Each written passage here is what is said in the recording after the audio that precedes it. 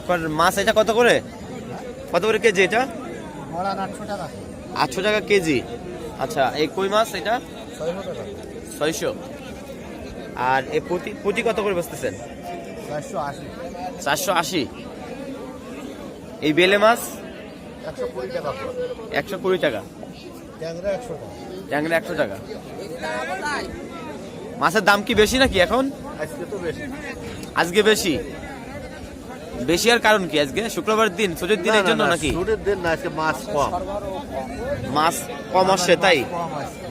ও, মাছ কমাইছে এই জন্য, তাই তো?